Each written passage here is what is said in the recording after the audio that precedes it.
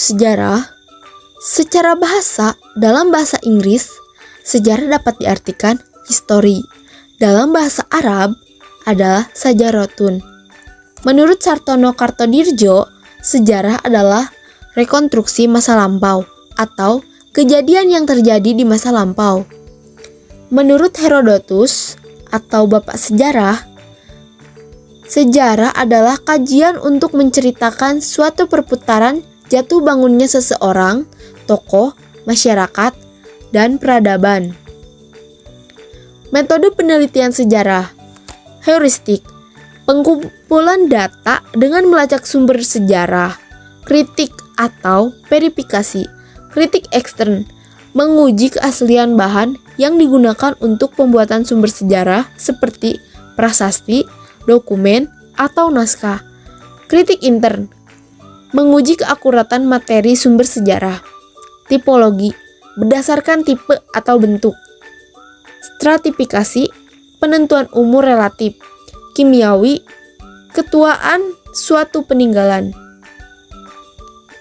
Interpretasi, menafsirkan fakta sejarah dan merangkai fakta tersebut hingga menjadi satu kesatuan yang harmonis dan masuk akal.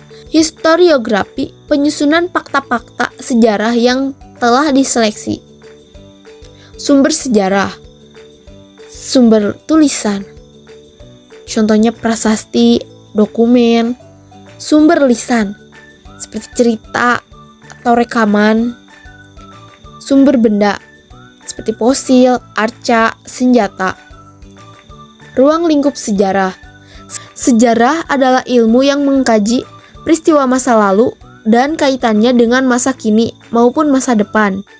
Sejarah bertujuan untuk melatih keterampilan dalam menyelidiki atau investigasi peristiwa dan menganalisis dari hal tersebut.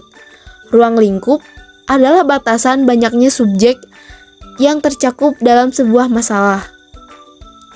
1. Sejarah sebagai ilmu. Pengetahuan tentang peristiwa yang terjadi di masa lampau kemudian disusun secara sistematis dan dengan metode ilmiah untuk mendapat kebenaran atau hal nyata. Ciri-ciri sejarah sebagai ilmu: bersifat empiris, memiliki objek, memiliki teori, memiliki metode, dan memiliki generalisasi. 2. Sejarah sebagai peristiwa, bersifat objektif, kenyataan yang benar-benar terjadi dalam kehidupan masyarakat. Ciri-ciri yang membedakan sejarah dengan peristiwa biasa: 1. Objektif. 2. Berpengaruh besar. 3. Penting. 4. Abadi. Dan 5. Unik. 3. Sejarah sebagai kisah. Peristiwa tersebut memiliki pengaruh bagi kehidupan orang banyak. Misalnya, peristiwa yang menggambarkan perjuangan manusia ke arah yang lebih baik. Contohnya, peristiwa proklamasi, biografi, dan tokoh pahlawan. 4. Sejarah sebagai seni.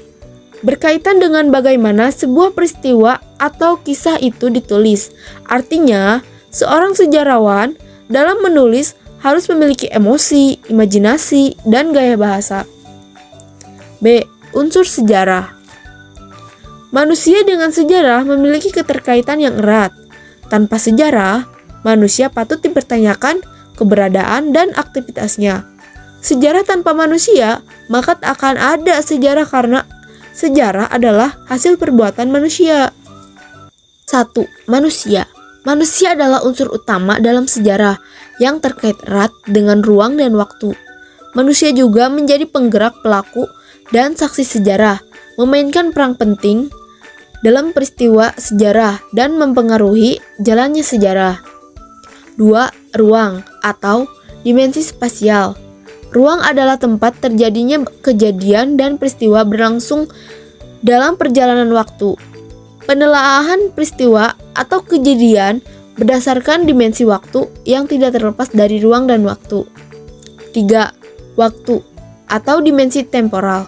Konsep waktu adalah keberlangsungan dan satuan atau jangka berlangsungnya perjalanan waktu. Keberlangsungan waktu ada 3, waktu lalu, waktu sekarang, dan waktu yang akan datang. Konsep waktu atau bersifat mutlak ada dua makna.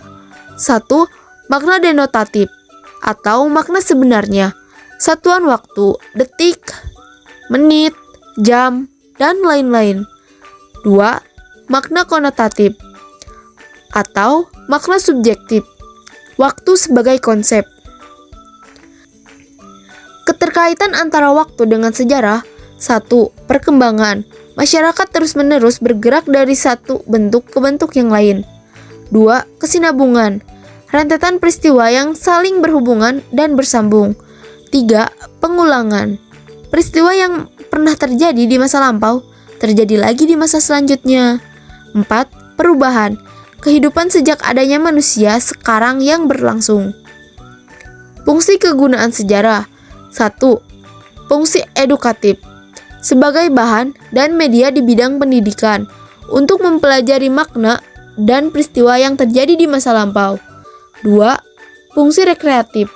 Peninggalan sejarah dapat menjadi sarana rekreasi dan pendidikan. Tiga, fungsi instruktif. Sejarah digunakan dalam menunjang proses pembelajaran. Empat, fungsi inspiratif. Sebagai bahan inspirasi dan motivasi generasi penerus bangsa. Dan lima, fungsi masa depan. Sebagai pembelajaran di masa depan agar kesalahan pada masa lalu tidak terulang lagi. Diakronik dan sinkronik. Diakronik, luas dalam waktu, sempit dalam ruang. Cara berpikir diakronik sama dengan cara berpikir kronologis. Kronologi adalah ilmu tentang waktu yang membantu menyusun peristiwa sesuai waktu urutan terjadinya. Di dalam diakronik juga terdapat istilah periodisasi atau proses strukturisasi waktu dalam sejarah dengan pembagian babak zaman periode. Periodisasi berguna untuk peristiwa masa lalu secara menyeluruh. Tujuan periodisasi untuk memudahkan memahami peristiwa bersejarah dalam rentang waktu dan klasifikasi tertentu. Periodisasi berguna memudahkan pemahaman tentang perkembangan manusia dari waktu ke waktu. Kesinambungan antara periode, kemungkinan pengulangan fenomena, perubahan periode awal hingga periode berikutnya. Prinsip periodisasi adanya kriteria yang digunakan dalam proses pembagian periodisasi. Periodisasi memiliki sifat teoretis. Batas periodisasi tidak tetap. Periodisasi memanfaatkan tahun-tahun bulat, abad, dekade, dan dasawarsa. Cara berpikir diakronik berfokus pada urutan waktu yang penting dalam sejarah ini, mencakup kronologi dan periodisasi, membantu memahami perubahan dan peristiwa sejarah dari waktu ke waktu. Kerangka berpikir diakronik memahami kehidupan sosial secara memanjang berdimensi waktu. Sinkronik. Sinkronik luas dalam ruang, sempit dalam waktu. Sinkronik sering digunakan dalam ilmu-ilmu sosial seperti sosiologi, politik, antropologi, ekonomi, dan lain-lain. Cara berpikir sinkronik ialah dengan memahami peristiwa di suatu tempat dalam kurun waktu yang sama. Kita dapat memahami peristiwa sejarah secara horizontal atau meluas dengan melihat suasana yang terjadi pada peristiwa, bukan hanya tahu secara kronologi. Kerangka berpikir sinkronik memahami kehidupan sosial secara meluas dan berdimensi ruang. Konsep berpikir sinkronik terbatas dalam ruang atau memiliki kurun waktu yang pendek. Sekian yang dapat saya sampaikan. Saya pamit undur diri karena kalau maju saingannya temen sendiri. Bercanda. Jika ada kekurangan, mohon maaf karena yang lebih hanya perasaan saya kepada dia. Terima kasih.